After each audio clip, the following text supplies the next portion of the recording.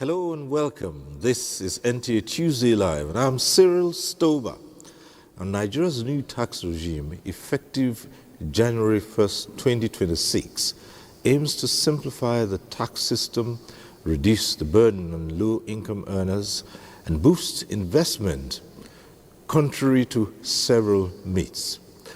The reforms are detailed in the Nigeria Tax Act 2025 and related legislation, consolidating over 110 different taxes and levies into a unified framework.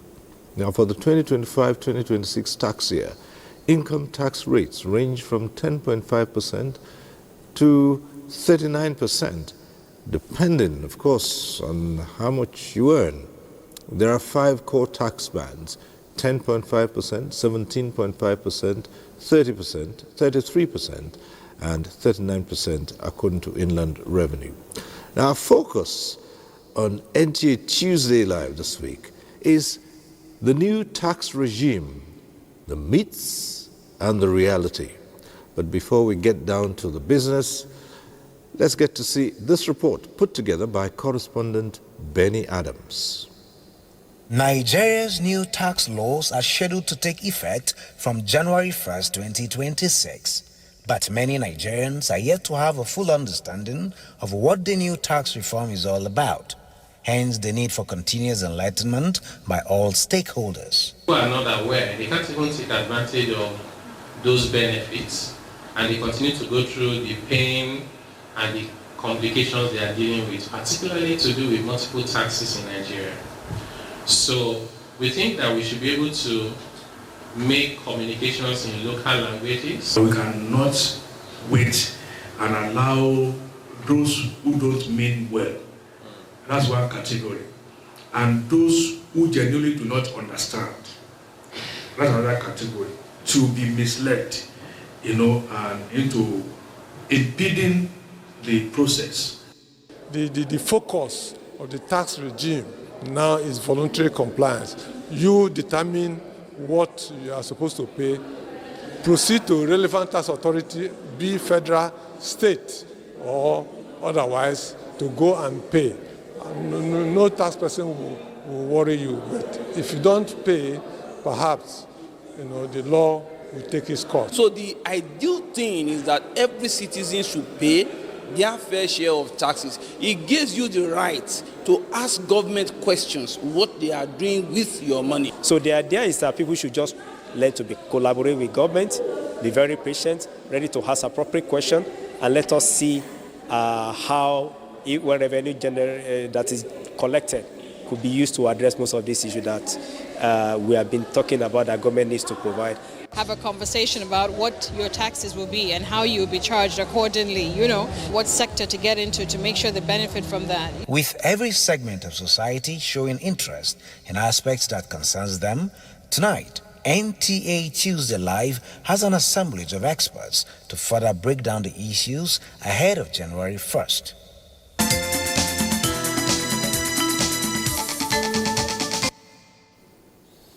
All right.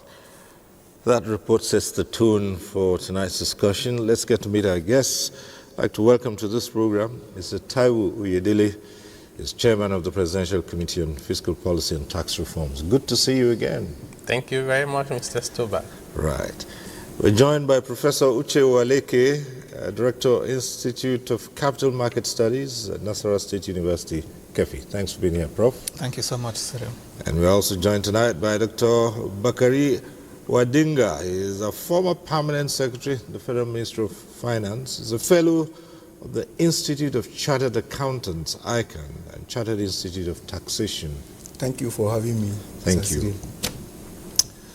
All right, at some point in time, you of course would have an opportunity to join in the discussion in the studio. That's when the phone lines are open. But when it's that time, we'll remind you of the process and the procedure. For now, let's turn our attention to what we have termed the myths and the reality. And we'll start off, Mr. Taiwo Oyedele. I suppose you must have answered these questions 1,000,001 times, and yet they keep coming.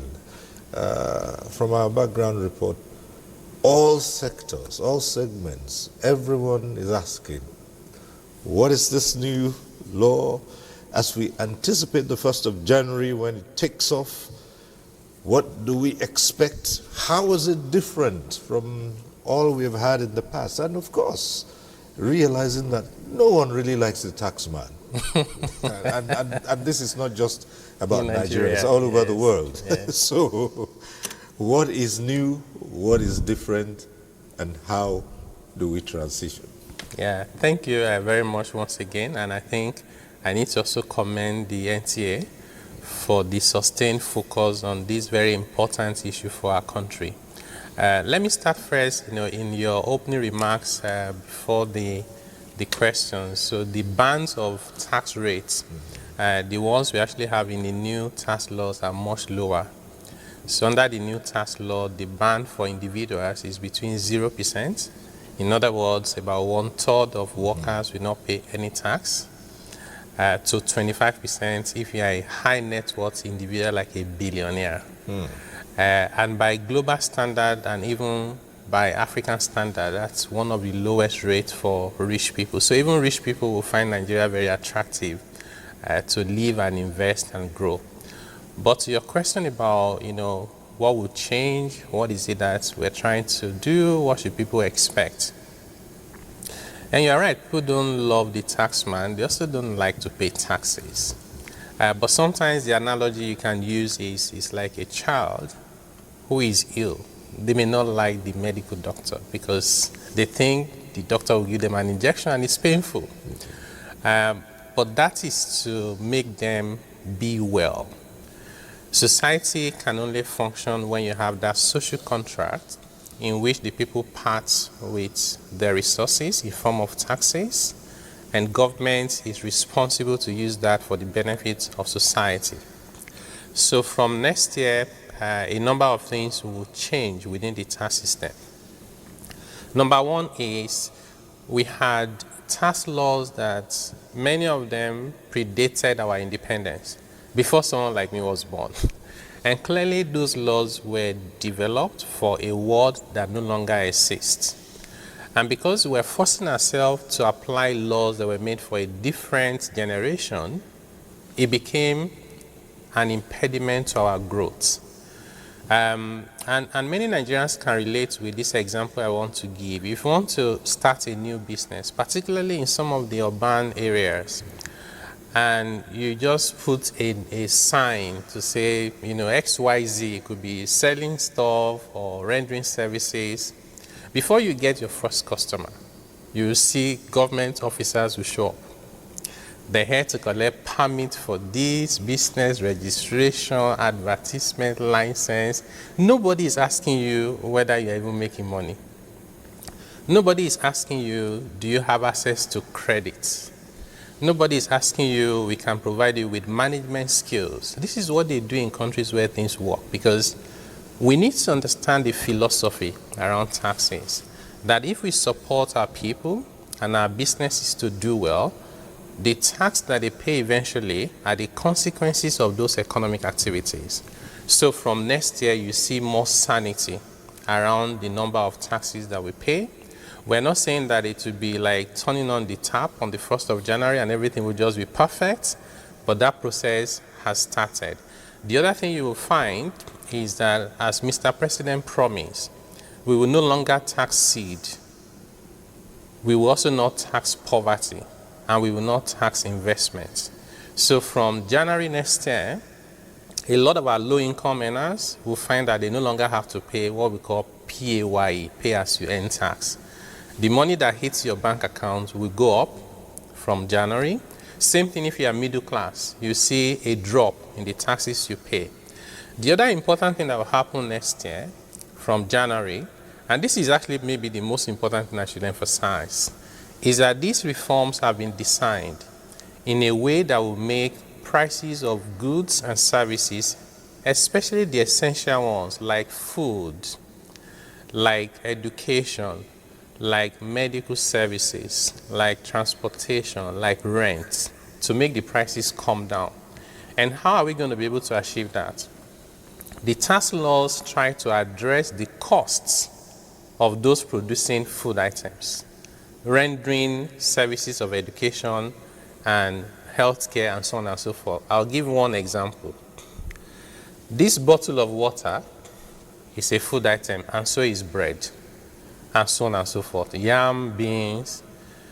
In Nigeria today, that is before the 1st of January 2026, this item of food is exempt from VAT. What that means is, when the producer is selling the bread or the water, they should not charge VAT.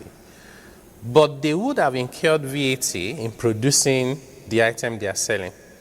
In the case of bread, you would have paid VAT on some of the inputs, sugar, flour, oil, even the bakery itself. The vehicle to go and deliver the bread, the phone to call the customers, the airtime on that phone, they all carry VAT. Under the current regime, the producer will bear the cost of that VAT, but he cannot charge VAT. So what a rational person would do is to say, what is my cost of producing a loaf of bread? The person would include the VAT they have paid on the various inputs, add their margin, and determine the selling price. From January next year, that bread or this water becomes zero rated. What does it mean? When the baker is selling the bread, the baker should charge VAT at 0%, equivalent to no VAT. But any VAT that the baker had incurred in producing the bread is refunded 100%. So that makes the cost of producing bread and the other essential consumption come down. So from January next year, it's important for our people to understand that government has made provision for the cost of essential goods and services to come down, and they should then demand of the service providers and of the vendors to make sure that they pass that benefit to the customers. Unfortunately, some of the wrong narrative is that prices will go up, which is the opposite of what should happen from January next year. Let me stop there. All right. Interesting, because we'll see, as they say, some things, particularly around these parts, go up but never come down. So we'll see. Prof, what's your impression about all this to start with? Thank you, Cyril. Well, let me join him to commend NTA, for what you're doing, because this is part of the awareness creation that needs to happen, before the new tax laws kick in next year. We often say that a good tax system should exhibit, some features. Should have some features. One of them is equity. A good tax system should be equitable. So, in other words, the rich should be seen to be paying more than the poor. So that is what this tax, tax reforms, have done. He has just given you some examples. That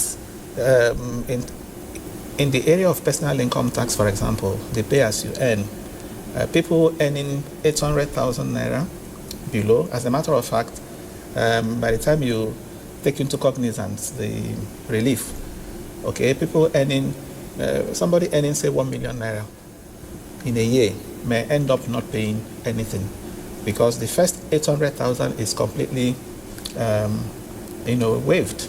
So it is 0% tax you're paying. It is the next 2.2 million that you now begin to attract 15%, and then up till 50 million where you now have 25%. So the band is actually between 0, as he said, and 25%. Currently, the first 300,000 is even charged at 7%. So currently it is between 7% and 24%. So the new tax law now has made the system with respect to individuals more equitable. So you can say to that extent is largely more progressive. Now, if you come to companies, it is the same story. There is also an attempt to make it more progressive, more equitable. The new tax law has expanded the definition of small companies. Today small companies are defined as companies with turnover of 25 million, naira. And then, of course, any company making above that is expected to pay tax. But the new tax law has now increased that threshold to 100 million. So Once your turnover is not up to 100 million, you are exempted from companies' income tax, you are exempted from CGT, you are exempted from all manner of taxes. So that, to that extent, is also equitable. So that is the focus, in my view. That is the angle that the people should view it. Okay, the fact that the new tax law is now more progressive, more equitable. Now, the other issue too has to do with certainty and simplicity.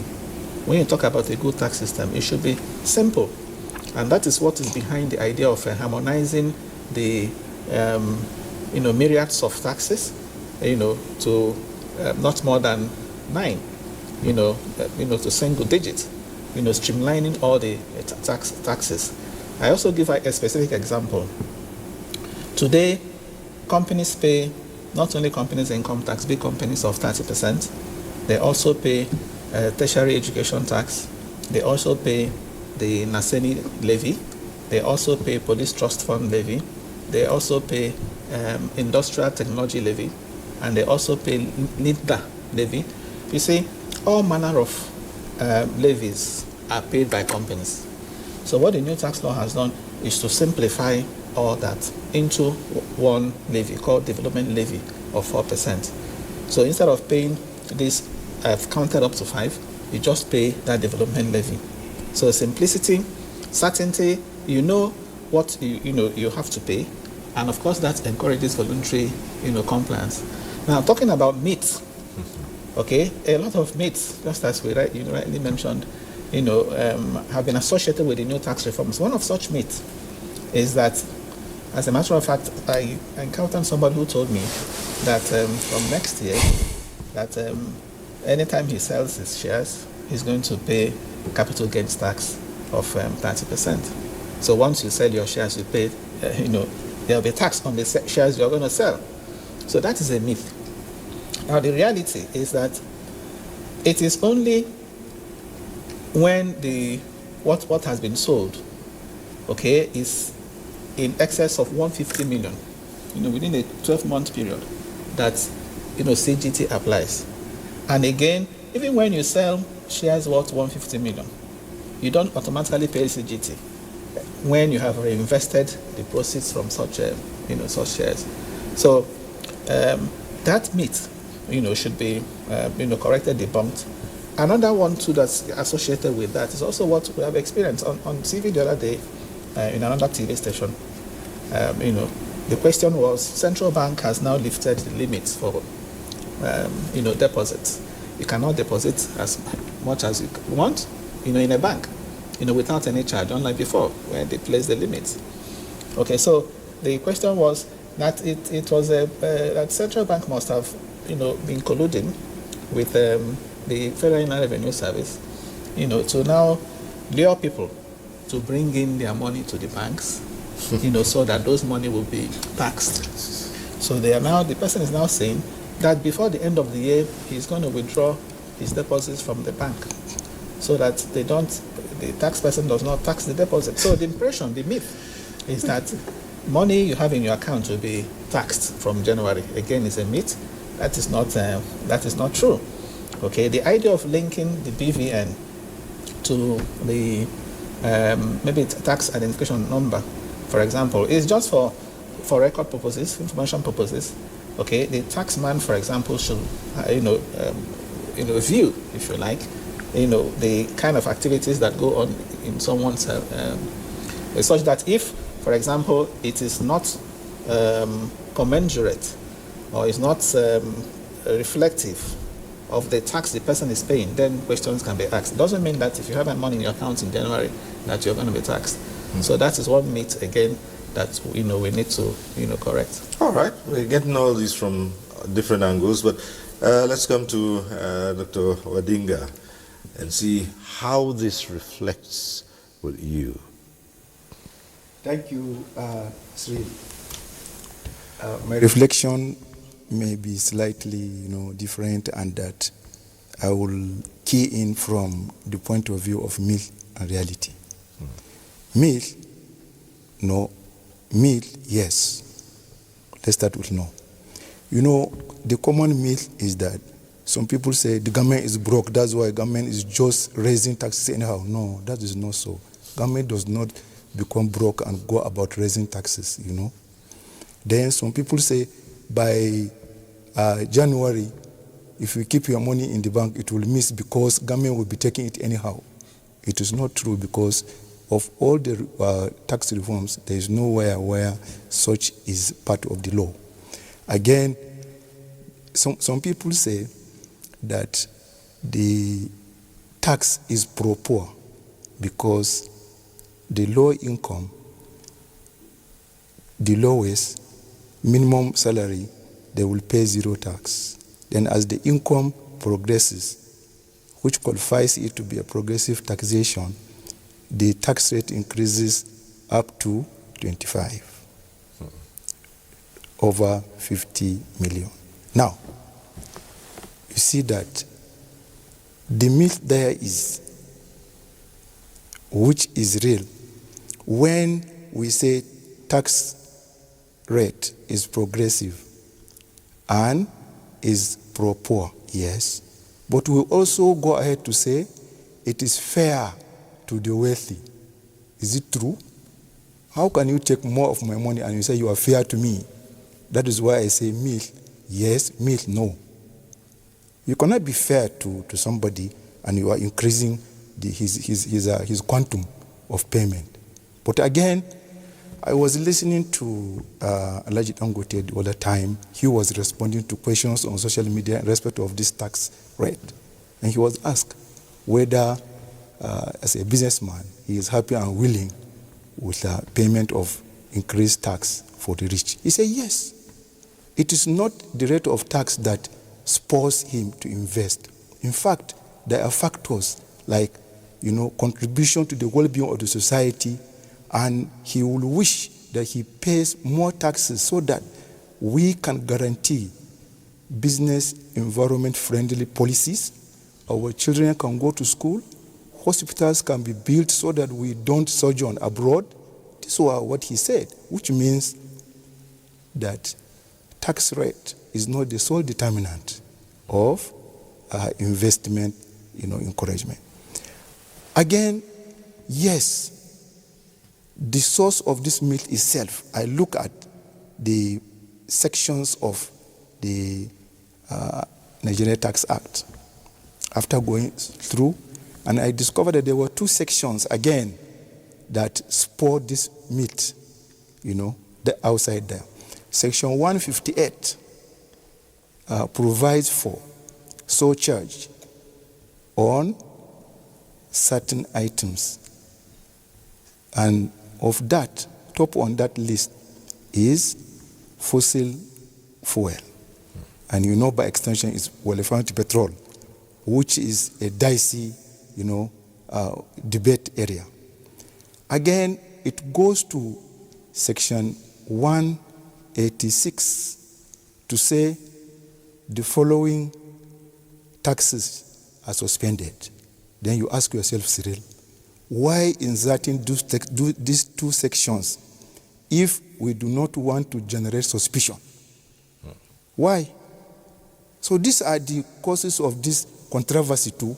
So ordinarily, professionals and non-professionals, those that have the time to scan through the documents as I did, because I teach taxation at the university too, and I don't leave a line without understanding.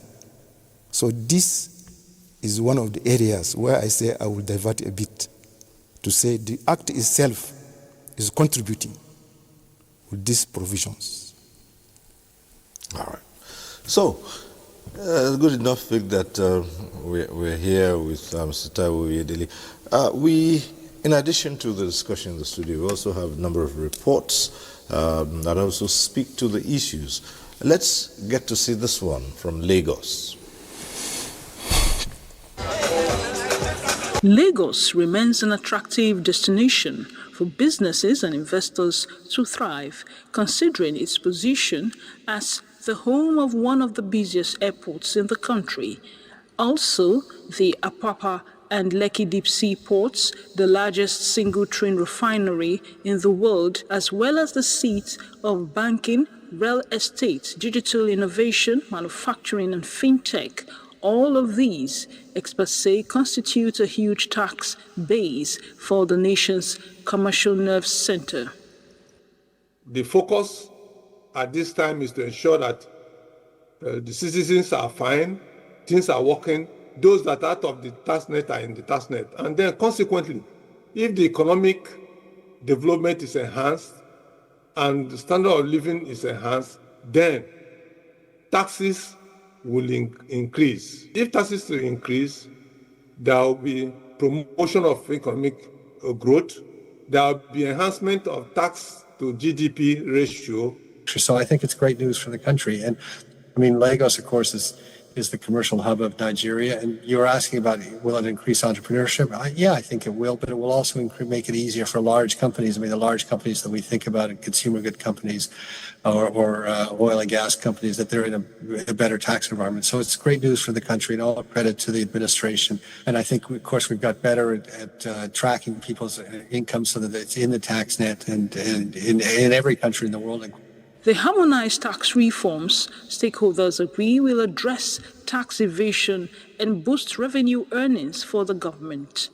Experts also agree that the new tax law is expected to benefit low-income earners, especially individuals that earn 800,000 naira and below, as they are exempted from personal income tax. A tax reform without tax increase, if you ask me, is quite ingenious, because normally, in order to make more revenue, people will believe that you need to tax people more.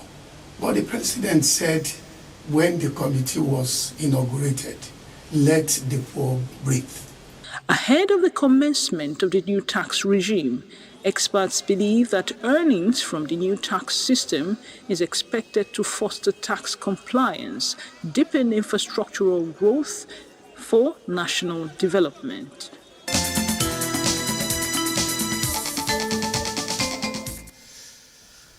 All right, from Lagos, let's go over to Kano for this next report. As Nigeria's tax reform under President Bola Ahmed Tinubu takes effect in 2026, Kano State stands at a strategic crossroads to harness this policy shift and reposition itself as a hub for economic and industrial transformation. With large population, vast arable land, and abundant water bodies, Kano is naturally positioned to benefit from value addition in agriculture and livestock. By tapping into incentives within the new tax regime, the state can attract private sector investment in agro-processing, meat production, and export-driven agri-businesses. So if we can produce giantly in the state, it will be an opening ground for the state to grow in economic perspective and in line with this tax reform. However, for industrial growth to thrive, Kano must confront the long-standing challenge of epileptic power supply. Addressing energy deficit through solar mini-grids and off-grid solution can empower small and medium-scale enterprises, especially in rural communities. The internal roads that we have seen being repaired, to invest in also supporting all the industries, MSMEs, minimum, micro, small and medium enterprises, to make sure that the financing is supported. So investment by Kano State government should be towards that angle, and I believe when that happens, towards ensuring that industries are revived and those coming new startups are supported and the industry is sanitized. You can only make profits when you use gas, and I pray that the pipeline coming to Kano of the gas will materialize. The state also faces growing population of unskilled youth, and leveraging tax incentives to expand technical and vocational education can bridge the skills gap and create a ready workforce for emerging industries in ICT, manufacturing and logistics. Experts say With effective implementation, the new tax reform offers Kano an opportunity to boost internally generated revenue without overburdening citizens, while also improving infrastructure, job creation, and economic resilience. With political will and strategic partnerships, Kano State can turn policy into prosperity, becoming a model for subnational economic development in Nigeria's new reform era.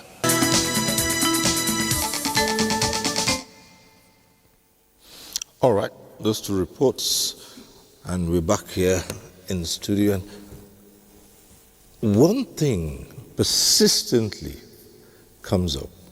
It's this matter of bank accounts. Dr. Owadinga spoke about it too. It's a matter of bank accounts, access to bank accounts, and over again, everywhere you go, you hear the same questions being asked. Is it true that from the 1st of January, you do not have access to your bank accounts because of these linkages? And a lot of people are so worried about that. You can imagine some saying we'll have to get our money out of the banks. Yeah, so thank you for asking. This is perhaps the biggest myth with the tax reform law. The first point to make is that as we speak today, and this has been the case for years, government already has access to all our bank accounts. You would imagine you can't open a bank account without providing NIN. The banks are regulated by government. So you can't pretend that you have a bank account today and government is not aware. So the tax law has not introduced anything in terms of government being able to see what's in your account. Now, would government take money from your account? No. There is nothing in that new tax law that allows government to take money from your account. What this new tax law has done is to say, and I think in one of the reports you showed now, Professor Abiola Soni was saying that this is ingenious because government wants to raise more revenue without increasing the taxes that people pay. And I'll tell you the magic. The magic is that Nigeria is one of the countries where there's a wide gap of tax evasion. So you and I are doing the same business, you are the honest and patriotic person, you are paying your taxes, and I don't care about paying my taxes. We allow that to persist in Nigeria. And it creates a distortion because that honest person is being punished and the dishonest person has an advantage. Society cannot grow like that. So for us, we are turning that to an opportunity of saying, let everybody pay their fair share. Government revenue will not only go up, it would also mean that there is equality and fairness and fair play for everyone. So the reason why the bank accounts myth is going around is because in the new tax law, which is even a higher threshold than what we have currently. Currently, there's a requirement for banks to report banking transactions if they exceed certain thresholds. The new tax law raises that up, so which means like in a quarter, that's 3 months. If your activity in your bank is worth 25 million, that's 100 million in a year. You're not a poor person. So government says, tell me about anybody that has up to 100 million in their account in a year. And it does not even mean that government will take the money from the bank account. It just means if they report me to the government as having 100 million naira activity in my account, and I have not filed returns, they'll say, Taiwo Yedele, we think that you have some income that you have not told us about. Can you explain yourself? And I can say to the government, I'm sorry, this is a loan, or this is money for my grandmother, right?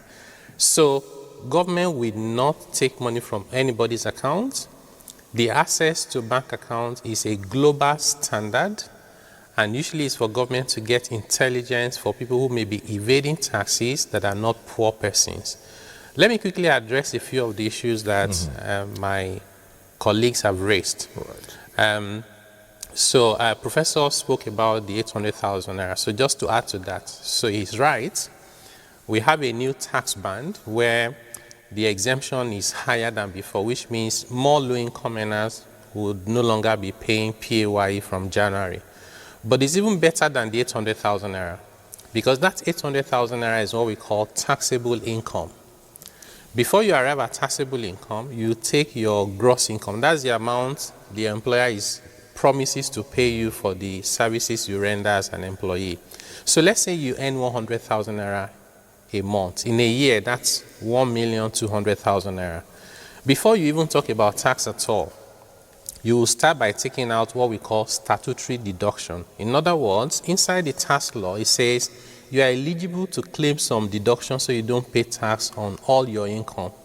I will make a list of them. Number one is pension contribution. If you contribute to pension, government allows you to take it out of your salary even before you start talking about tax. Number two, National Housing Fund. Number three, National Health Insurance Scheme. Number four, if you are the person who pays premium on your life and the life of your spouse, you're also allowed to take that out. In addition to what we call mortgage interest, if you take a loan to be able to build your house, all these 5 deductions you take out of your income first and foremost. Number two, you're allowed to take what we call a rent relief. That rent relief can be up to 500,000 naira in a year per individual. When you finish taking out all these things I've listed, the balance you have of your income is called taxable income. You then take a further 800,000 naira and apply 0%, which means you don't pay tax. This is the reason why some people have wrongly divided the 800,000 naira by 12, and they say this is less than 70,000 naira. That means low minimum wage people will be paying taxes. No, it is because this understanding is not very common. In addition to that, inside the new tax law from next year, there's a specific provision that says national minimum wage earners will not pay tax. So if they increase minimum wage by tomorrow to 200,000 naira per month, it is automatically exempted from tax. So the other thing is, you spoke about the bank and BVN.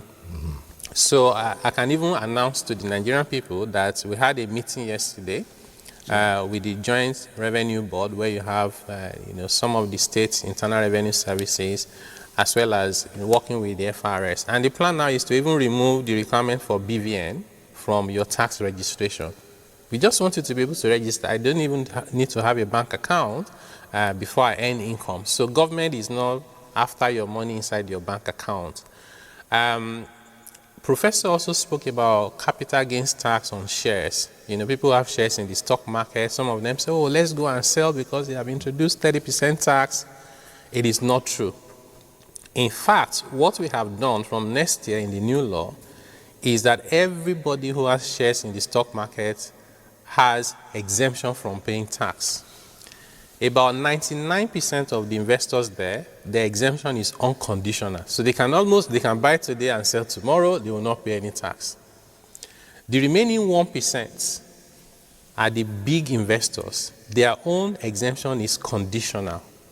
The requirement is if you sell, make sure that within that same year you come back and buy shares. If you sell and you just leave the market permanently, then you pay tax on it. Before you even pay tax on it, we allow you to take out all your expenses that you have incurred in making that money. I think it's also important to make that clarification. And then the question about fairness, the rich paying more, is that really fair? I would explain how it's very fair. In a society that you have inequality, if you don't address it, what we are currently doing in Nigeria is that we're making the poor pay more than the rich. When the Voluntary Asset and Income Declaration Scheme was launched in 2017, it was a tax amnesty. The report that government produced concluded that 96% of the income tax that states collect across Nigeria was being collected from low-income earners. It is not right in any society for the poor to carry more burden than the rich. So what we have done is a rebalancing. And even that rebalancing, like I said, if you were a rich person in Ghana, you pay 35%. Rich person in Kenya, 35%. Rich person in South Africa, 45%. So the 25% in Nigeria is low, in addition to the fact that these rich people, many of them don't even earn salaries. They earn dividend, which is taxed only at 10%. So I think the last one, if you permit me, is the surcharge. Yes. That there's a surcharge in the tax law And at the same time, there's a suspension of the tax on fossil fuel. And I can explain that. Because government removed subsidy on PMS, and then the prices went up, and it affected many things. So government had to remove the VAT so that the cost can be manageable. But the reason why there's a surcharge inside the law is because the law is not made for 2026 or 2027. This is the law that will be with us for generations to come. There will be a time when it will become appropriate, like the rest of the world, for us to collect taxes that is dedicated to fixing roads. When roads are good, productivity goes up, the cost of traveling comes down, and efficiency and profitability is better for everyone. So it's a win-win for society overall. Let me stay with you for a moment or two and bring up another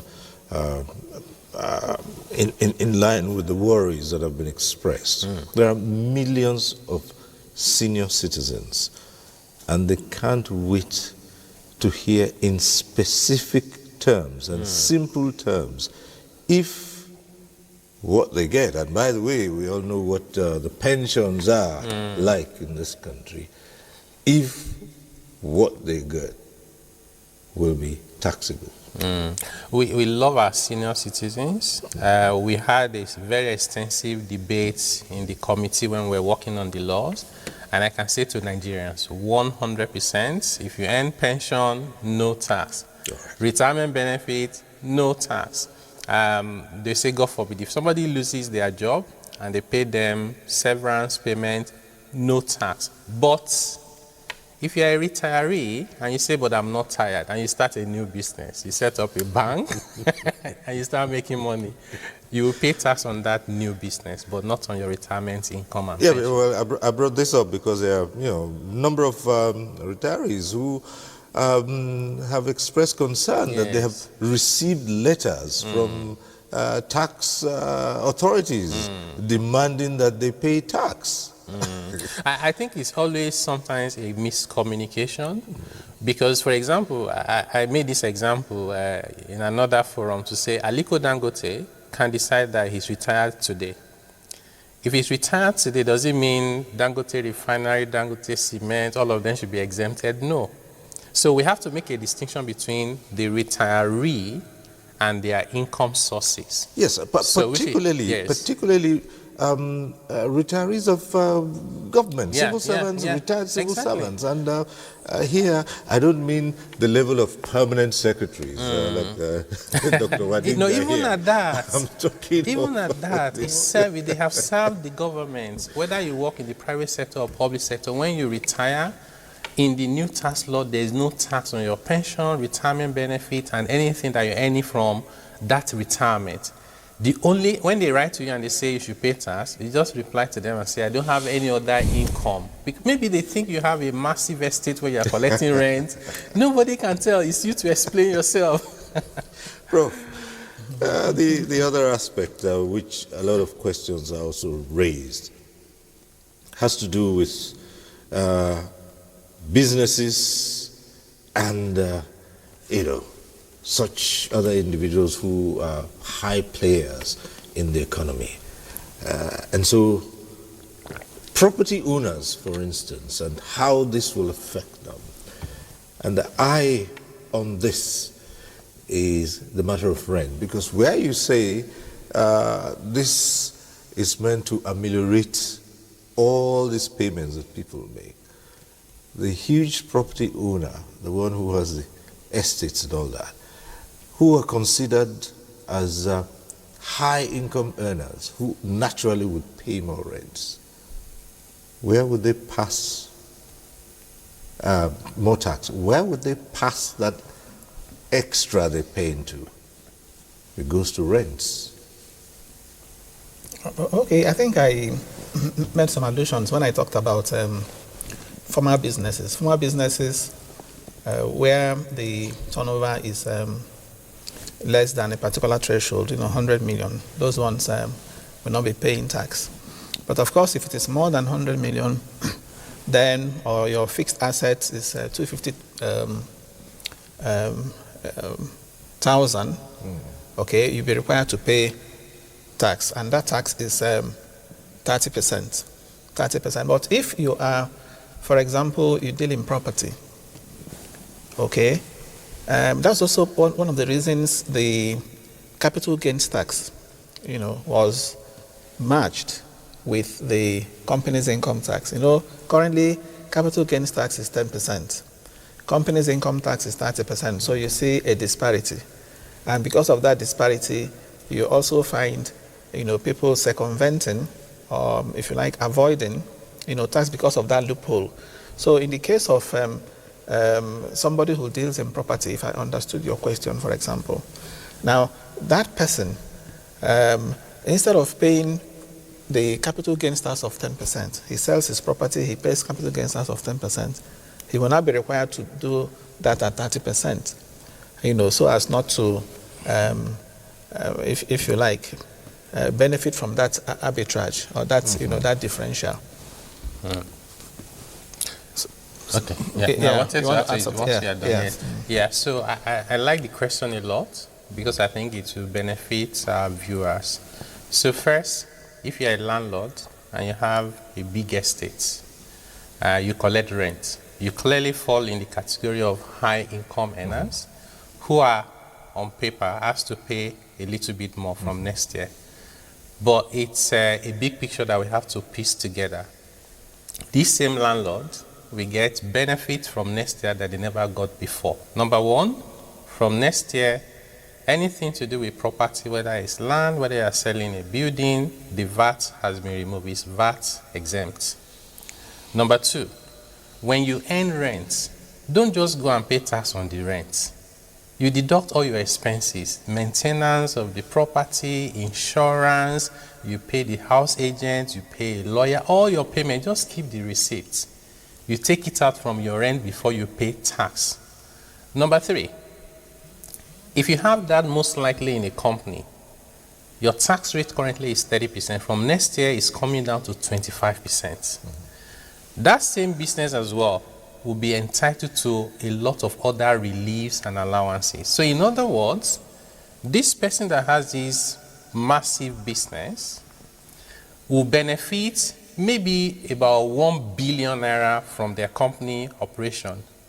And their personal income tax will go up by, let's say, 50 million. They're still better off, which is why we said this new reform benefits everyone actually, including the rich. So there's no excuse for any landlord. And I'd like to repeat that. No landlord should pass any cost to their tenants and blame it on the tax law. Actually, what should happen is they should reduce their rent because they will enjoy more benefits under the new law. Exactly. In theory, on paper, that is the case. But Dr. Wadinga, you know how it is like, where the exchange rate changes, and then the tomato seller in the market says, dollar don't high, when it has no correlation. And so the worry is that, yes, these have been captured in the new tax law, but are the citizens, are Nigerians themselves, can they be trusted to carry this out and not decide, like the example we've just given, to spread costs and say, oh, well, this is more money for me, I'm getting so many benefits, but I've paid a little more tax. Therefore, that tenant who is in that property is going to have to take a bit of that. Isn't that how it functions in the society? Yes, Cyril, but I think the new Tax Act has to some extent gone to take care of that by putting in place certain measures. For example, that's what we want to know. Yes, the new tax law insists on e-ticketing. Right. In all aspects. Again, organizations are advised to implement the ERP, which is IT system to be installed in any enterprise that will interface with the configuration of the computer architecture of the tax office. Again, it has to be mentioned that there is nowhere in the new Tax Act where steps are taken to dampen prices as an outflow of the tax process, because that is not part of the tax law. Maybe that is dealt with in economic sense. However, there are some, incentives, packages, just as we see on the income angle. So we just believe that, when you are doing business with anyone, Cyril, we assume that we are doing it under trust, beside documentation, beside the rule of law, and beside existing penalties. Okay, so that's why we're saying, the incentives aside, what is in place for those who might abuse this new law? Okay. Those who might say there is also the one of the laws, the Joint Revenue Board has also established, in addition to the Joint Revenue Board, established the Office of the Tax Ombudsman. So I also think that is also one of the things that office will be looking into. Right. So if you have an issue, even with the tax authority has served you a notice, and you have an issue with them, that tax office can also come in to mediate. So it's for people to know that there's such an office, and that such an office also exists to mediate whenever there issues around taxes That's arise. just it. Most people will looking out for that. There's a tax ombudsman where you can take your complaints to, or your disputes with whatever is happening, and say, look, this has to be resolved. And that's key to what we're talking about. So people just don't depend entirely on the trust, as Dr. Wadinga says. Yeah, but what you see, Cyril, when property owners increase their income, their takings through rent. Here there are two aspects of rent. Rent received from the proceeds of property of an individual, and that of the company. Under the case of the individual, the rent becomes part of income from other sources. And in the company too, it is treated as other income. So from the tax angle, it is captured, and all due expenses that were incurred, as said earlier, that will be given credit before arriving at the tax. But the challenge you are expressing is there is likelihood for this intense revenue monitoring and collection may likely be impacting negatively on the tenant. And I still say that we may be left with nobody but the ombudsman. And the ombudsman, is the non-legal process, is mediatory.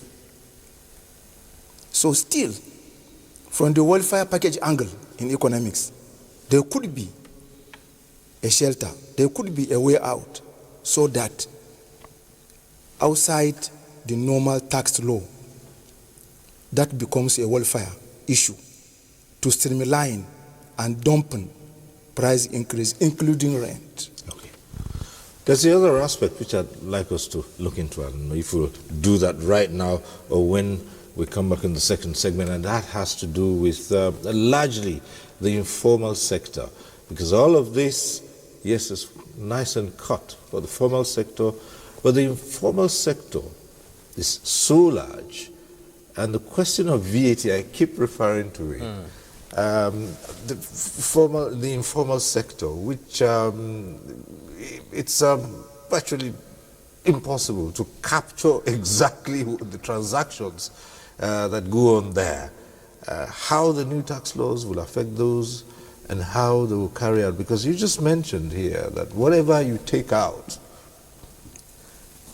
even if you paid VAT on,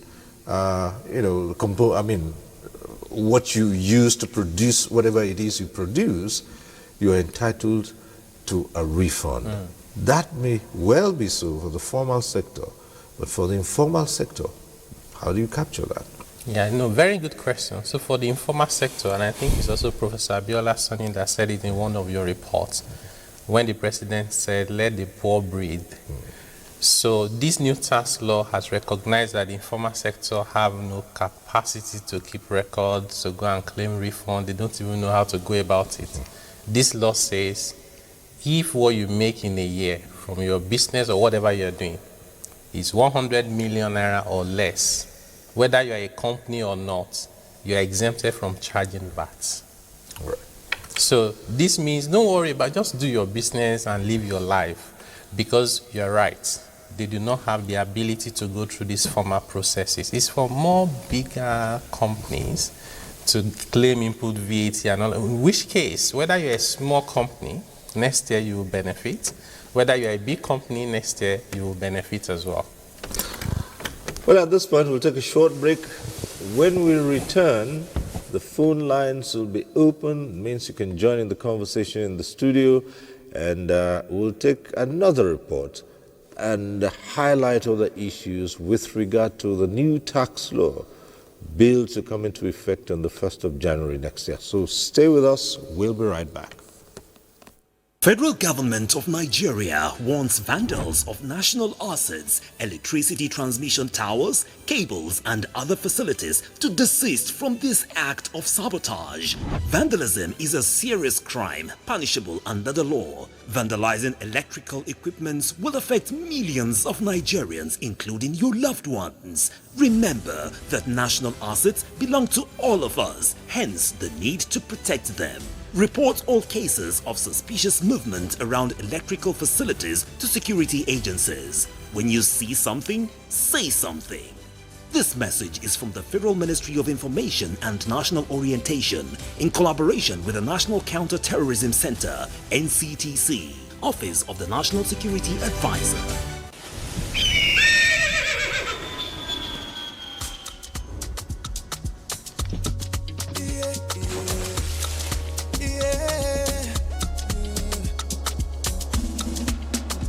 From the Atlantic across the savannah to the Sahara, we rise, a land of the free, we know they tire. We dream great, our spirit is undying.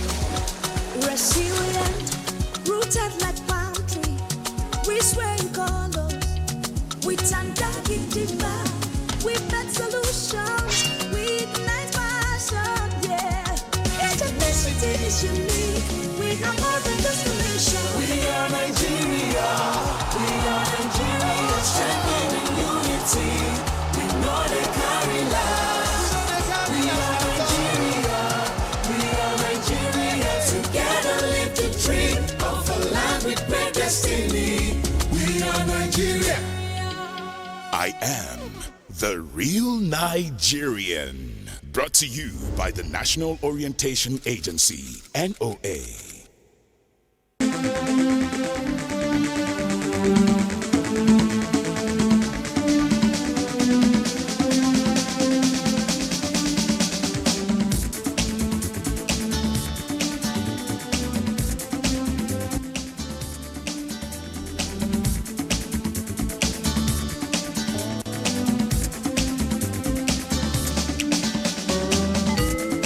NTA Tuesday Live, a network issue-oriented innovation talk show. Right, thanks for staying with us. It's all about the new tax regime, the myths and the reality.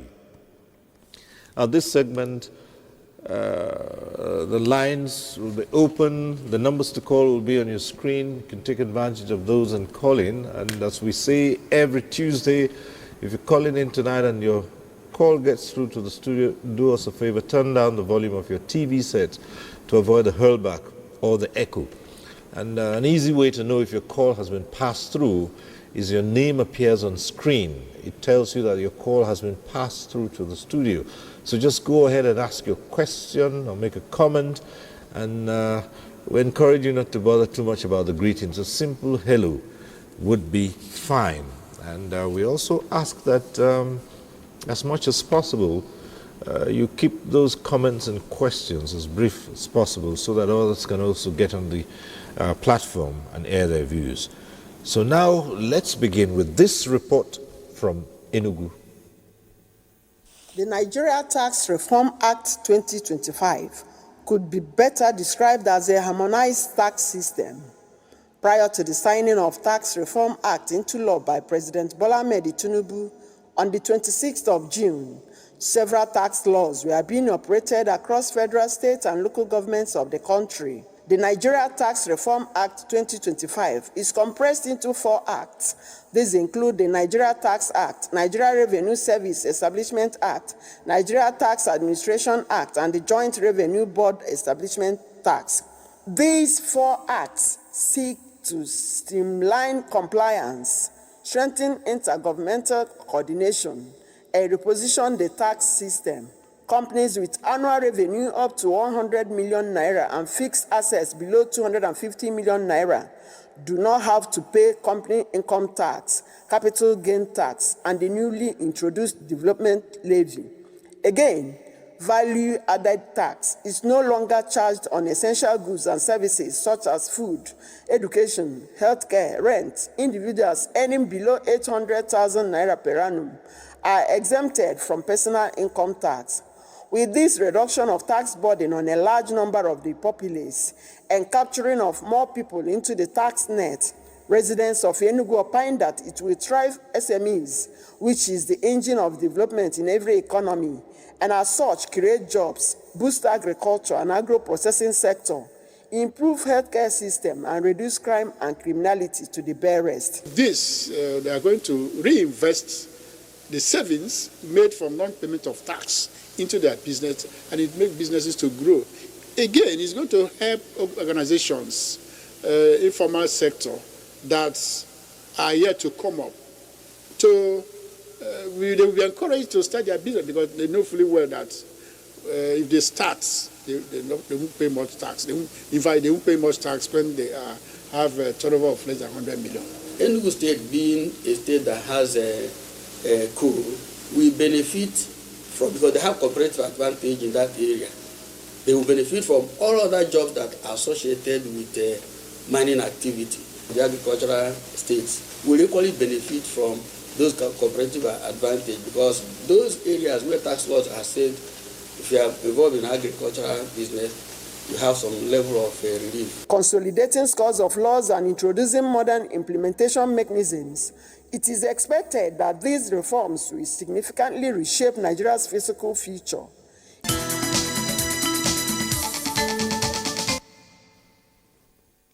All right, that report from Enugu. Now let's come to this other aspect of it all. The tax regime will come into effect next year. One of the biggest challenges with regard to collection of taxes has to do with what goes on in all the states of the Federation, and how this new regime would address this matter of multiple taxations across the states. Take for those who are in the business of trading from one state to the other, you can imagine the number of taxes. Each state places a kind of tax you're passing through. It's affected almost everything, including telecommunications, where states claim right of way, and all those taxes. Every point you drop in something. How will this be harmonized? Because now the states say, well, we also have a right to raise our revenues through taxation. Yeah, you're right. Maybe. Okay. Yes, let me say something before he comes in. I think the other day, the Senate Committee on Local Government and State Administration had a sensitization workshop, and I was also there to speak, to speak for him. And this issue, came up. And one of the things that, we brought to the fore at that workshop has to do with a law that we expect all the states to domesticate. The state assemblies are expected to pass, that bill into law. And that law or that document has to do with the various types of taxes and levies that are currently being imposed now, which will now be streamlined into just nine. So for those in the states, of course, those in the states, the payee, the personal income tax. Your personal income tax, if you reside in a state, you pay it in the state where you live, except for those in the FCT. So the issue of payee, the issue of capital gains tax with respect to individuals, the issue of withholding tax, all of that, now streamlined into one, the income tax. You also have the stamp duties, you have the haulage fees. A number of taxes and levies are now streamlined under haulage fees. The issue of the tenement rate, for example, ground rent, you open a business, you're asked to pay tenement rate, ground rent. So all of them to, streamline. So what I'm saying is this, that there is a plan to streamline all those, multiplicity of taxes now, into not more than 9 of them. Okay, so those in the states will now know the taxes they are expected to pay, and that will encourage compliance. Because even something as simple and straightforward as motor licensing fees, registration, you travel from one state to the other. You have road taxes. Yes, you have them there. User charges. Somebody comes They've all out been streamlined from now. the bushes and stops you. In fact, the law makes an offense for anybody to stop you on the road with a roadblock. For you to pay tax. It makes an offense for people to even pay taxes and levies, using cash. That has also been outlawed. Okay, so let me add to what the Professor has said. So for those who remember, on day one, during the inauguration of the current administration, even though what many people remember is subsidy is gone. That same speech of subsidy is gone. The president called out this issue of multiplicity of taxes, and he has been true to that promise, saying that we have to address it, and it's part of the reason why the committee was set up, and it's part of the reform that is now becoming the law from next year to take effect. And I'll tell you what we've done and the journey we're still embarking on. You would agree with me that the powers to impose taxes, and you said it already, local government will say it's our right to do it. Those rights are enshrined in the Constitution for local government, for state, and for federal. So you cannot override that power by enacting a law. So what we've done is to try and harmonize the ones that will not conflict with the Constitution, and then we've sent a request to the National Assembly to amend the Constitution to reduce the number of taxes, in addition to the law that the state are already enacting now to address that problem. All right, let's take in our first call tonight. Benga calling from Abuja. Hello, Benga, go ahead.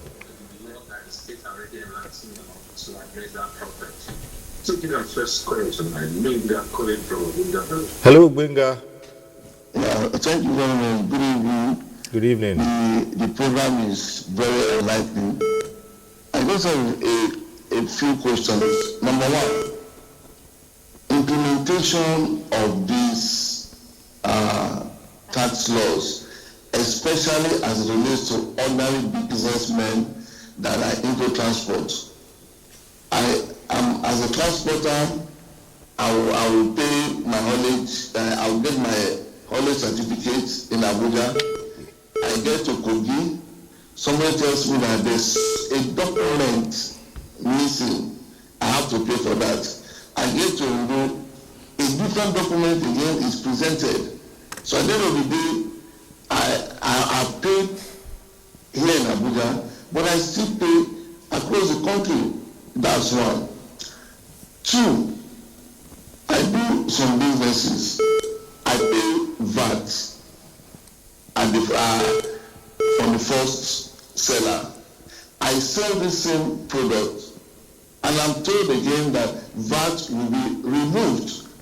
It's not double, I don't use the word taxation or double VAT. Thank you very much. Right, thank you. Yeah, let me address the question. So the first one, as a transporter, so we are particular about the transport sector. They tend to carry the excessive burden of this multiple taxation. We even had a session with the haulage industry. The straight answer is that the process is ongoing now to address it, that once you pay once, you don't have to pay in all the other points where you pass through. And it's one of the reasons why in the law that Professor referred to, that states are domesticating now, it will become illegal for you to stand on the road and to collect the taxes in cash. Because we have to be honest, a lot of those taxes they collect don't even get to the government. So they are doing it for themselves. So we have to find a way to remove them from the road. The second one on the VAT. So if you buy an item, you buy this phone, and you pay VAT on it, you are selling it, they say put VAT again. It's not double VAT, because the law has been designed to say, if you have to charge VAT again, that VAT you paid previously, you offset it. So you pay 10 naira before as VAT, you are charging VAT of 12 naira, you remove the 10 you pay and pay only 2 to the government. So it's incremental, it's not double counted for VAT. Right. Still returning to the matter of what the states are empowered to do by the Constitution, we'd like to know the status of Abuja, the Federal Capital Territory, in all of this, for instance. It's here in the FCT. You see all manners of people standing on the highway, interrupting traffic and demanding payment of levies and taxes, mobile advertising. Perhaps you have your company registered in Kaduna, for instance, and a vehicle comes in here and somebody says you have to pay because you have a sticker on your vehicle. What status is Abuja? Let's take this call and then we'll Lemel from Abuja is on the line. Hello. Hello, go ahead.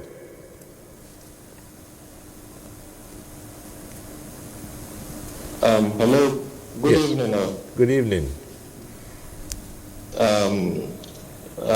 Actually, I want to commend all of you for the insightful sensitization and awareness that you've been telling the Nigerian populace about the tax reform. I have just a single question to ask. Particularly, I've been informed by so many people that they have been removing their money from their accounts before January, because most people that have been funded into their account is not their personal money. Some were there for them to keep for someone, but after being told that if your money is more than 1 million naira in your account, they are going to deduct directly from the account. So there is this scared from the community that, so please, we need more light about money being deposited into your account and it will be removed by the government for the purpose of the tax. Thank you.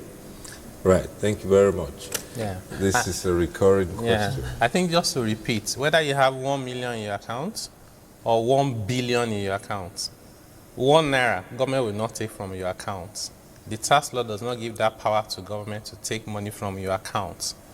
What is in the new tax law is that if the money in your account is up to 25 million in 3 months, that's 100 million in a year, the bank should report it to the government. And I said before that even today, under the old law, there's that requirement to report even lower amounts to the government. And up till now, they've not debited anybody's account. So nobody will take money from your account, whether it's 1 million or 1 billion naira. And to the other question about the transporter. Yes. I think we answered the one on the transporter. Yes. And then we raise the issue of the status of the FCT. Yes, that's right. So for the status of the FCT, we actually had a session with the AMAC, where you have the council, chairpersons, and we discussed this. So we agreed that FCT is almost like the president is the governor of the FCT. And the president is the one that set up this reform to say we can't be collecting all these nuisance taxes. So I'll say the process is ongoing to also harmonize so that the FCT is also a place that is conducive for businesses, not that we are harassing people to collect all manner of taxes. So because this is the jurisdiction of the Federal Capital Territory, we should lead by example, and that process is ongoing. All right. Umar Anache from Birnin Kebbi is on the line. Hello.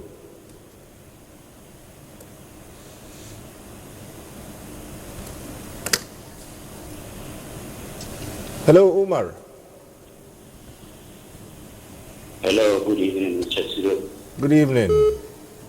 And all the discussion there. Before now, I'm scared about the tax reform generally. But due to the explanation of the discussion there, I'm convinced that this tax reform will give me a sense of relief in 2026, God willing. But my own observation is that the way I'm convinced, most of Nigerians were not convinced to that extent. So I'm suggesting if the tax reform can be postponed 6 months, at least 6 months to come, so that you duplicate this explanation into multiple Nigerian languages, at least for the rural areas to understand the tax reform. This is my proposal. Then secondly, I'm thinking of how do you deal with the monopolistic companies, just like NEPA, that transfer the VAT to customers. They transfer their charges, the VAT charges to customers. And they categorize customers into Band A, Band B, Band C, and so on. How do you intend to tackle that? And lastly, how do you intend to tackle the corruption that may corrupt in as a result of implementation of one tax reform or the other? May God continue to bless our country. Thank you. Thank you very much, Umar. Well, yeah. Yes. So on the postponement for 6 months, I understand the point he raised, but I would put it this way. This tax law is supposed to provide relief for the majority of Nigerians from January next year. Why should we delay it? The low-income earner cannot wait to get the benefit to be able to buy things more affordably. So I think we'll continue with the sensitization between now and end of the year. And he can also help us educate people within his network, association and groups. The more of people that do this, the better. The National Orientation Agency is working with us now to take this message across the country. So I will not support delaying the implementation. On the issue around VAT by the electricity company passing it on to their customers, what we've done under this new tax law is that there are 3 stages to power generation. There's the generation, there's transmission, and then there's the distribution. We've now zero-rated, without me going to the details, we've zero-rated the VAT for generation and distribution so that there's no build-up of VAT cost for the power companies that they then need to pass on to their customers. So that will provide some sort of relief. And then he said, how do we address corruption? Right. In the taxes we collect? This is something that is of concern to everybody. And it's the same thing all over the world. On one hand, there are other processes that are ongoing as part of the reform to address better transparency, accountability for taxpayers' money in Nigeria, including amending the constitution. So those processes are ongoing. But what I even say is that, let's even say that government will not behave differently. If government is collecting 1,000 naira from me today, and under the new tax law I'll pay 200 naira, I'm still better off paying 200 naira that I'm not sure about the accountability, that continuing to pay 1,000 naira when it's the same, I'm not sure about the accountability. So whatever way you look at it, the new tax law is a big improvement for the economy and for the Nigerian people. All right. Yes, and sorry, talking about implementation, I also think not every aspect of the tax laws will kick in, in January next year. I think that some aspects may not, be implemented at the same time. A good example is a surcharge. the fuel surcharge. The surcharge, the fuel. Okay, that surcharge is one thing that has been in our law books for long. As a matter of fact, since 2007. Okay, in the tax law that we have today, it will require the finance minister, to activate it, before you can begin to implement it. Right. So I don't think it's something that will also automatically. Anyway. Yes. Right. Okay, we have Ikechukwu from Lagos. Hello.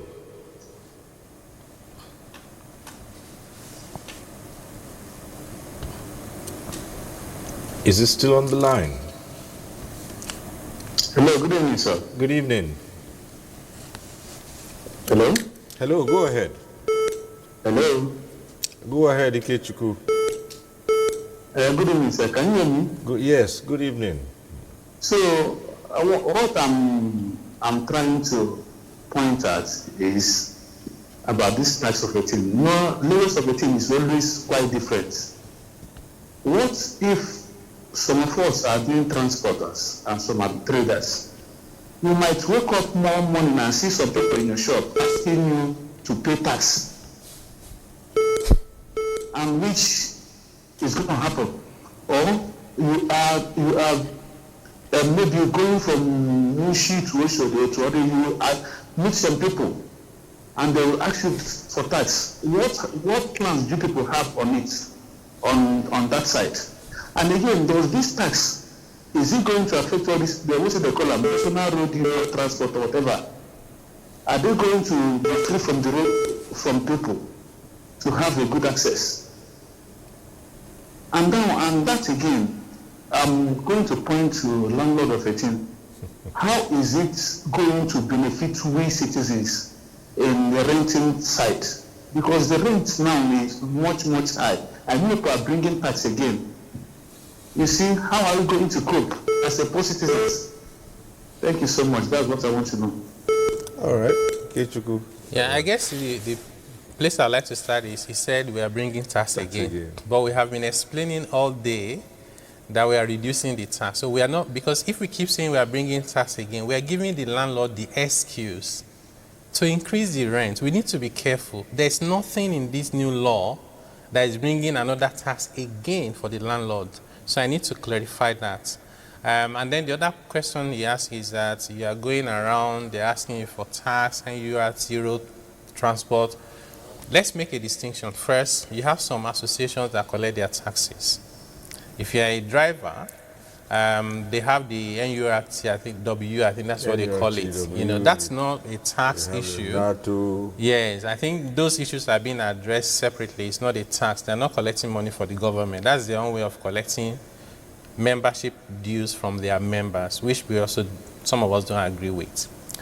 But for the taxes that government collect on the road, local government, state government, those ones are what we already explained. That under the new tax law, there's a process to outlaw these physical roadblock harassment for collecting taxes. Once you can address that, you take out the incentive of people going on the road, because some of them collect those monies and they don't remit to the government. So if you stop them from collecting cash and from being on the road physically, there will be sanity. Some of us travel abroad, even to some African countries, and you never see people physically stopping you on the road to collect taxes. That's what they did in the days of Mongo Park. We are better than that. The world has developed today, and we should move forward as a country as well. All right. We have Ahmed from Lagos on the line. Hello, Ahmed. Ahmed.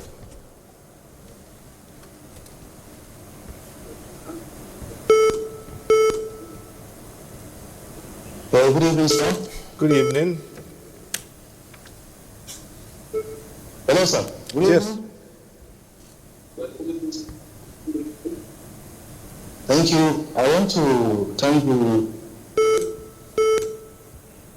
the presenters here for this very valuable presentation. But my contribution is to Mr. Abuja, or yes, go ahead. The issue of tax in Nigeria is a very sensitive one, and the tax reform that is taking place in January is what I think Nigerians welcome very well. But there is a lot to be done, which I think has not been put in place. The orientation supposed to have been given to Nigerians. The national orientation is supposed to have been an instrument which the tax reform committee is supposed to have utilized in sensitizing Nigerians. People have not gotten much awareness that is deserved about the new tax reform.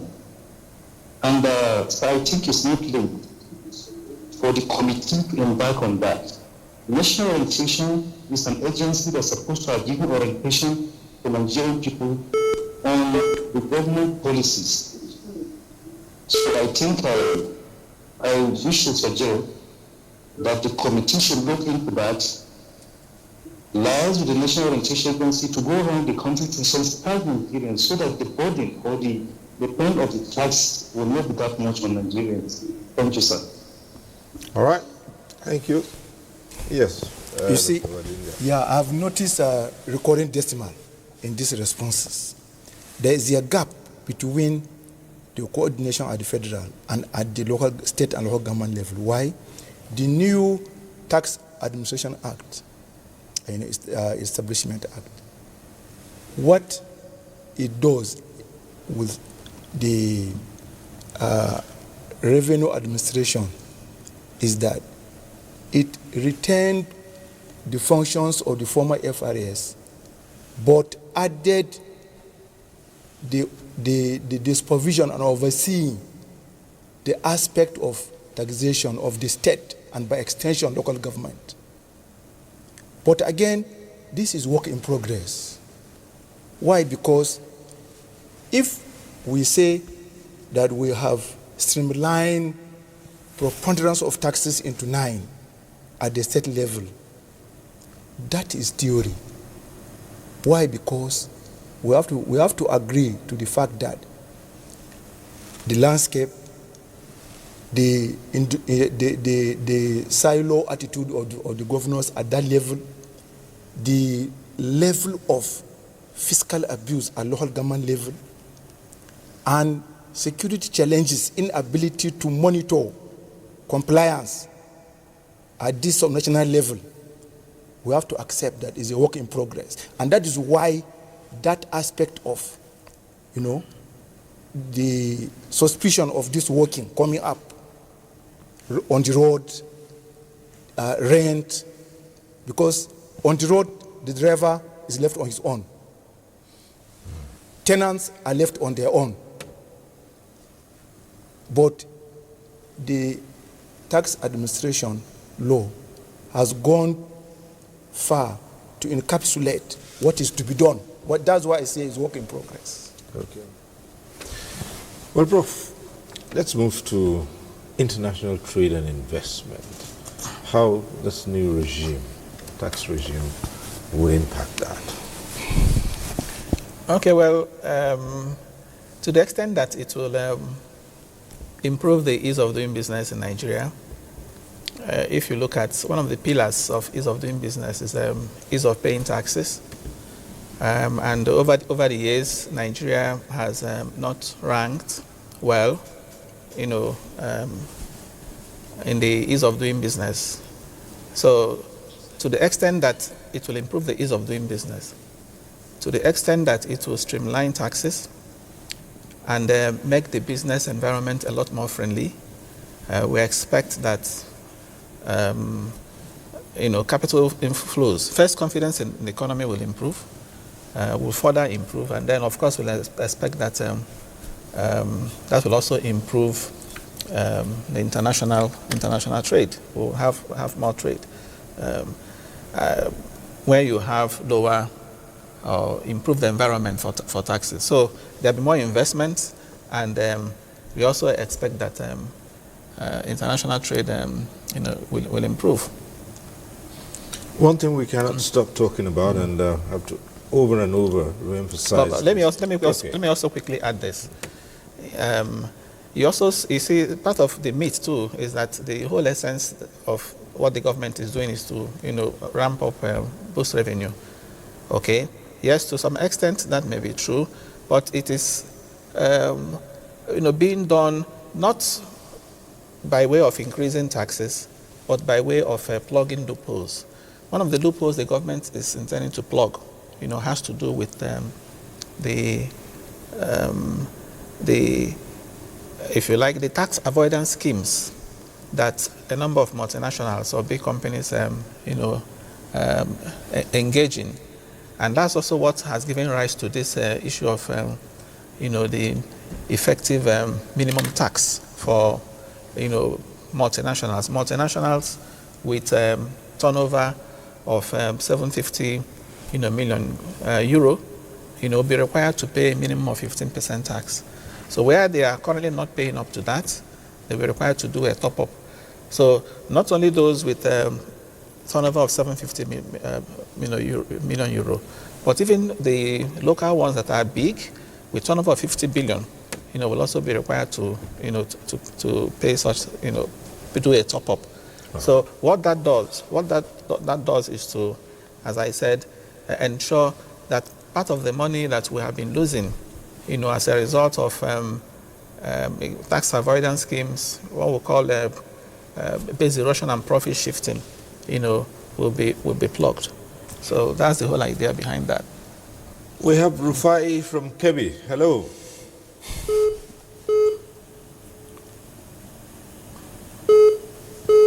Rufai from Kebbi.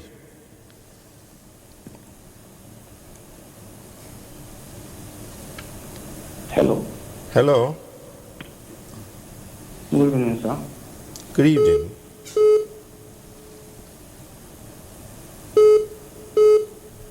Hello, if you can hear me. Yes, go ahead. All right. I have a single question to you. I just want the guests to share more light on the issue of TIN number.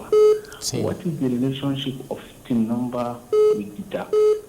In fact, we, the civil servant or workers, people are afraid of this thing because most of people are that you are with them here. They are saying that you people should go and do this TIN number before January. If you don't have TIN number, your account number will be blocked or something like that. So this clarification on the issue of TIN number and the relationship of TIN number between civil servant. If you are doing business, you must have a TIN number. If you are earning salary, you must have a TIN number. Presently, most of civil servants have TIN number.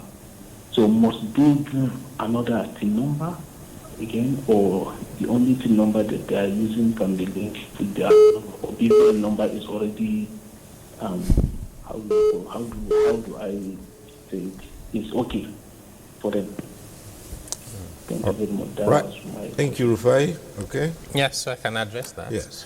So this requirement for TIN for your bank account was actually introduced in 2020. So it has already been around for 5 years already.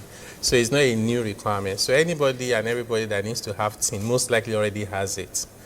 But if you don't, to get the TIN is very easy. Just go to JTB website. I think it's jtb.org. You can fill it in within 2 or 3 hours. You don't need to go physically anywhere and you get your number. If you already have a TIN, because if you're already a salary earner or you are running a business, you already have a TIN, you don't need to get another one. So what you have is already sufficient. And if there is no TIN in your bank account, nobody will block it from next year. Of course, many people don't even need the TIN if they are not doing business and they are not earning salary. If you're like a student, for example, you don't need to get a TIN because you're just getting allowance. If you're a retiree, you most likely had a TIN when you were working before you retired. So that's what I would say for that. There's not any problem with the TIN at all. But just to add to your question around international trading, yes, in addition to what Prof said, so there are also some key provisions we've done in the new reform. One of it is the international trade using the single window. So there's a national single window that is going to be launched by beginning of next year, where importation, exportation will be streamlined. You don't need to go through 20 agencies and spending 2 months. We just want life to be easy for the Nigerian people, especially the small-scale exporters and importers. In addition to that, we have a provision in the new tax law that we call unilateral tax relief. What it means is that if you are doing international trade and you have to pay tax in the other country where you are doing the business, and you also bring it back to Nigeria, we don't want you to pay double tax. Nigeria will treat any tax you have paid abroad as a credit. So that's why we call it unilateral tax credit. At the end of the day, we want Nigeria not only to be successful, we want it to be an attractive location for people to come from other countries and set up businesses in Nigeria as headquarter location, shared services center, and for our young people to get jobs within the international digital space that we call business process outsourcing. We think that under this new reform, millions of young Nigerians can be earning dollars without leaving Nigeria. So we are very excited about the possibilities under this reform. Again, I also think if the economic development incentive is well implemented, the one that's replacing the pioneer company relief, it will go a long way to promote exports of Nigerian products. Well, Dr. Wadiga says it's work in progress, and that suggests that at some point reviews, depending on how the outcomes are viewed. So the long term, that's where we go next. Yes, I like the question about long term, because the natural tendency for us as human beings is to live in the moment. So we wish we can write the tax law to just address the issues of 2025, 2026.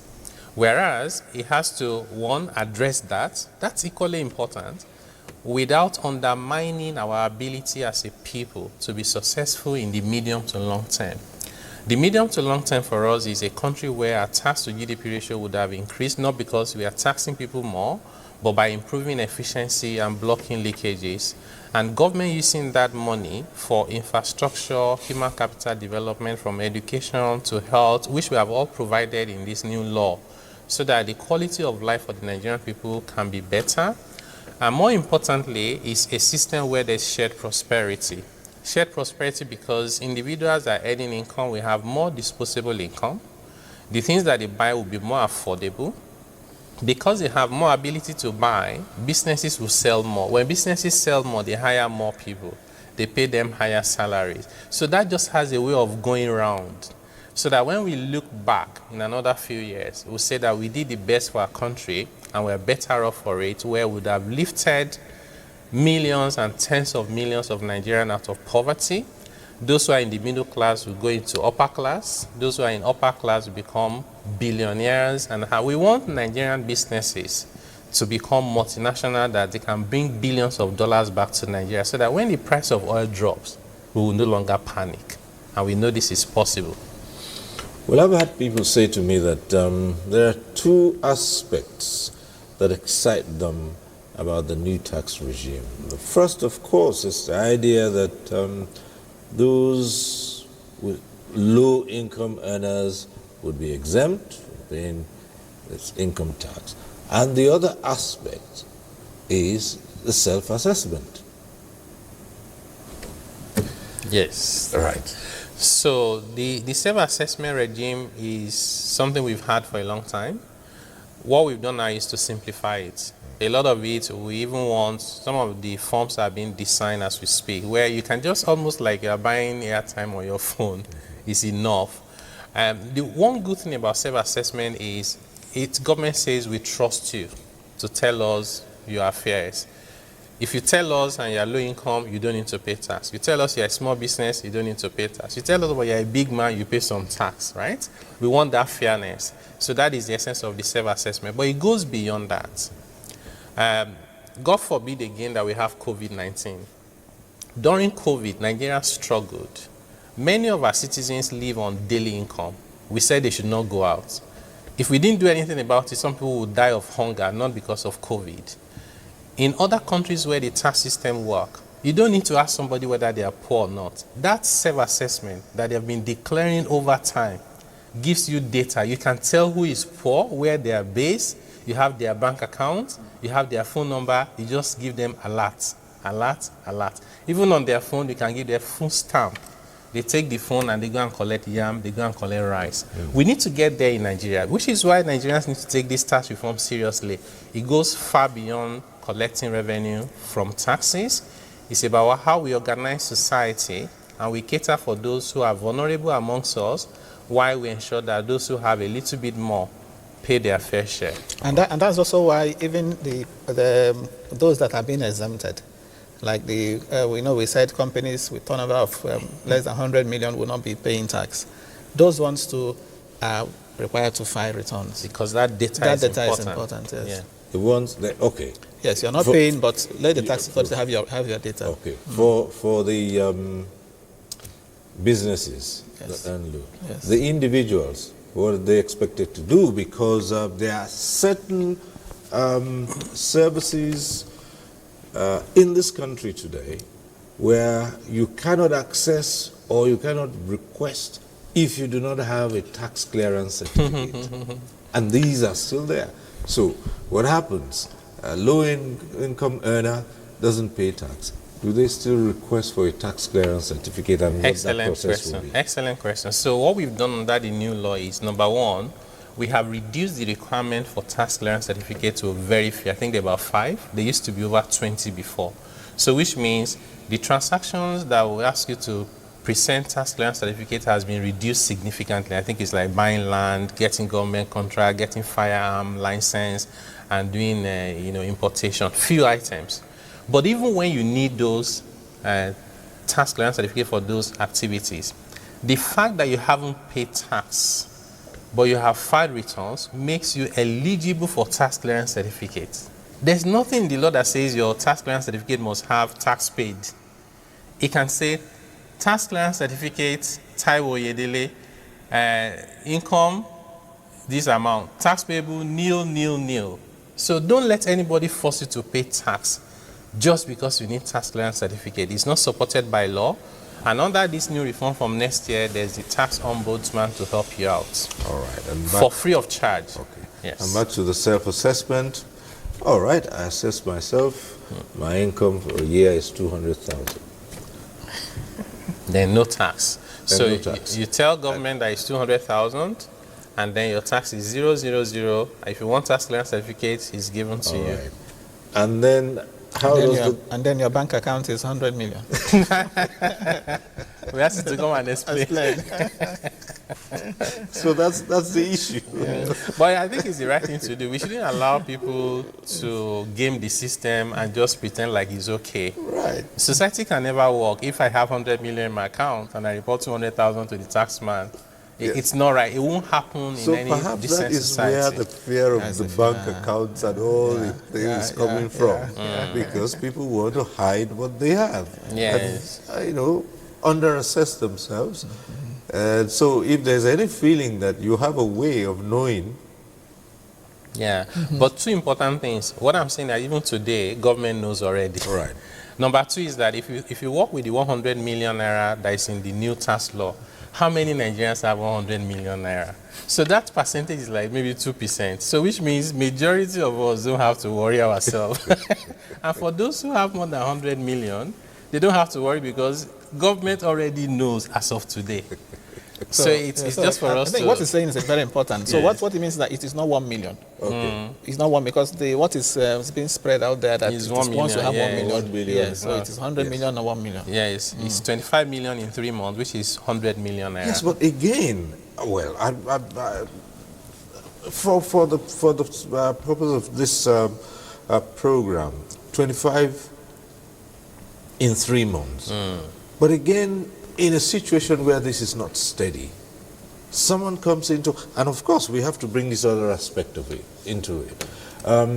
You talk about you assess yourself. What about inheritances? You pay tax on those? No, there's no inheritance tax in Nigeria. Nobody even contemplated it. This Right. was one of the very troubling misconceptions during the bill. Just to clarify, in the new tax law, there is no inheritance tax. Yes, and inheritance might be by way of property or cash. It could be cash. cash, right? It could be other assets. So one has assessed himself and said, look, I earn below this amount, and suddenly it becomes clear to you that I've inherited 50 million. Yeah. And you begin to say, perhaps you underassessed yourself. No. So there's a distinction for tax purposes between asset and income. So if I inherit a big estate or even a lot of money, my parents passed on and they dashed me, is it dash that I'm supposed to say? And they had willed to me 200 million naira. That 200 million naira is not taxable. Right. Because it's an asset, it's not an income. Now, let's say they will an estate to me. All right. And after they passed on, and I now own the estate, I rent it out. And I begin to collect rent of 50 million every year. I have to pay tax on it. So we have to make a distinction between inheritance, it's not taxable. But if you make income from what you inherited, like anybody else, you start paying taxes from that point forward, which is fair. But why would anyone keep an inheritance value without any income on it? Just so they don't pay tax. Yeah, exactly. Well, it's been an interesting evening, but we can't close this conversation without going to one other side of it, which in recent times was all over, particularly the social media, and that has to do with taxing certain individuals who provide certain services or who do certain things that are considered, one, immoral, and two, illegal. What is the position? So the Constitution, I think is section 24, says every citizen and individual must declare their income honestly to the appropriate authorities and pay their taxes. It does not say if the income is honest, moral, and legal. Otherwise, what will happen is if my income is illegal and we say don't pay tax, we're actually encouraging illegality. All right. So to create a fair playing field, the person that does, let me give you an example. If I'm a Yahoo boy, scamming people online, you know that even the knowledge to use the internet, I went to Nigerian school to learn it. That school is subsidized. The electricity, everything is, when I drive on the road to go for an event, I use the road. If government exempts me because I'm a Yahoo boy, and then they are taxing the person who is sweating to carry blocks to go and build a house, it will be unfair. So the tax law makes no distinction when it comes to morality and legality. It says, do you have income? Are you above the exemption threshold? If the answer to both is yes, pay your tax. You can deal with your conscience with morality. And then if it's illegal income, at the appropriate time, you deal with the authorities that are in charge, not the taxman's problem. Yes, well, you see this issue, maybe this is where I want to differ, slightly with him. Again, it also reminds me of a position I also took with respect to, capturing some of these activities in our GDP. Recently when we rebased our GDP, right. The argument, at that time was capture activities of, even the illegal ones, prostitution, for example, that it should be captured, it should be part of our GDP. So, and at that time my position was, if we capture prostitution, if you capture, gambling, prostitution, drug, okay, yes, put them in the GDP, and make the argument that is, it shouldn't be a case of morality. Are we not indirectly, encouraging such, activities? But of course, I understand the point, he is making. But I also think that we should also find a way not to, if we say this should not be recognized, then we should all be out to stop it, because if you are taking from it, that means you're also saying, you're permitting it, in a way. I think the other dimension, why I understand the Prof's point is take something like selling things in traffic. Right. It's actually not legal. Yeah. So, but then somebody rented a shop and they are paying rent and they sell based on what government says. Another person says, well, I need to survive. They're on the road trying to sell stuff. Now, if we don't count that activity of the person selling on the road, we ignore what they are selling, but then when they make the income, they spend it, they pay school fees, then our economy is not balanced because you pretend that they did not earn income, but yet they are spending to cover. I think that's the argument why we say even for GDP, just capture all economic activity so it's complete. And like I said before, if somebody smuggled rice to sell during Christmas, they've done illegality. Another person imported their own and they paid duties. When you get to the market, you can't tell the difference between the person who smuggled and the person who paid tax. Should we further exempt the guy who smuggled it? No. If you do that, this guy that is paying his tax to clear the rice will not sell rice next year because this other person can undercut everyone in the market. Well, he claims that, well, it's proceeds of crime, so it's not taxable. No, but in the law, that's what I'm saying. The law, there's no provision that says if it's proceeds of crime, you don't pay tax. In fact, there's a 1927 case in the US where the court said taxing illegal income is actually one of the ways to stop illegality. Because when we find you, it's easier, I can establish in 24 hours that you did not pay tax and send you to jail than 10 years to establish whether you stole the money. So the IRS in the US has a requirement that if you steal any assets, including fraud, you must declare it in the same year that you stole it, unless you return it to the rightful owner in that same year of assessment. And when you are declaring it, declare it at fair value and pay tax on it. It's because for them, it helps society. It's a deterrent to illegality. You know, Cyril, this argument will not have end. You know why? We know taxation is different from economics. Economics is different from law. And morality is different from religion. But they all have meeting point: trust, understanding, and desire to do the right thing. So it's just like when we are computing figure for GDP, do we impute the value housewives produce? No. So it's a matter of structure. So we can argue of this and that, but our concern is the parts of our tax laws that have been prepared. So we are just addressing the components of the law. So all the other questions, they are outside the law. There is nowhere, since the law does not address the issue of morality, the law does not address the issue of where the money has come from, Boko Haram funding or not, or from robbery. So we deal with that under next debate when you organize. All right. Okay.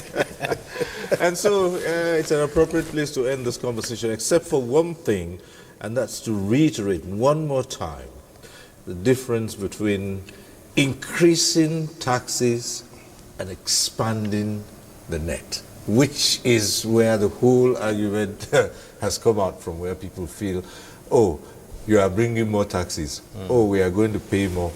And because someone would say, if you say you want to generate more money, how are you going to do it without increasing what we are paying to you? And that's where I want to end before the taxman speaks. Right.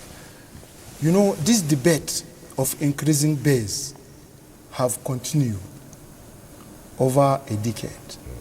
And in the center of this has been what is called preponderance, or tax that you just go out and capture people into the net, presumptive taxation. You just assume that since people are moving outside, they are selling water, they are doing this business, and they are not in the net. You don't have records of them. Just find a way of capturing them. Let them wriggle themselves out of the net. Yeah. At the end of the day, we have a residue. And from the residue that is left behind in the basket, we continue tracing. Okay. But all this will depend on the data we can generate, either initially or sustainably. Let me tell you three. Okay. Yes. Looking at the entire gamut of the tax laws, I don't think it's a case of increasing taxes. If you look at it critically, the VAT, for example, was not increased. VAT is still 7.5%. The company's income tax for big companies that currently is 30%, even in the law, there is, you had it from him, is also going to come down to 25%. Okay. So at the end of the day, it's not about increase, it's just the expansion in the tax base. 30 seconds. Yeah, 30 seconds. So there are three things that government will do in the new tax law to collect more revenue without imposing the burden on the people. Number one is those that have been evading taxes, right, especially the high income earners. Number two is wasteful incentives. If you know someone in Asura, someone in Ministry of Finance, you get it, other people don't get it. We're stopping all of that as well. That's more money for the government. The most important one is number three. When economic activities improve, the person that does not have a job before has a job, now they can pay tax. The company that is making 100 million is now making 200 million, now they can pay tax. That's where the revenue comes from on a sustainable basis. So I can assure the Nigerian people, this tax reform law is not introducing new taxes on them. It's taking their tax burden away so all of us can be successful as a people. All right, and it's on that note we conclude this conversation. We'd like to thank our guest, Mr. Taiwo Edele, Chairman, Presidential Committee on Fiscal Policy and Tax Reforms. Thank you once again. Thank you, sir. Right. Professor Uche Uwaleke, Director, Institute of Capital Market Studies, Nasarawa State University, Kefi. Always a delight to Thank you, have sir. you. And of course, Dr. Bakari Wadinga, a fellow ICANN and Chartered Institute of Taxation, a former permanent secretary in Federal Ministry of Finance. Thank you. Thank you, Mr. Cyril. Thank you for having me. That's our program. Thank you for all those who called in too. We appreciate you. Next week, we'll be back with NTA Tuesday Live. I'm Cyril Stover. Bye for now.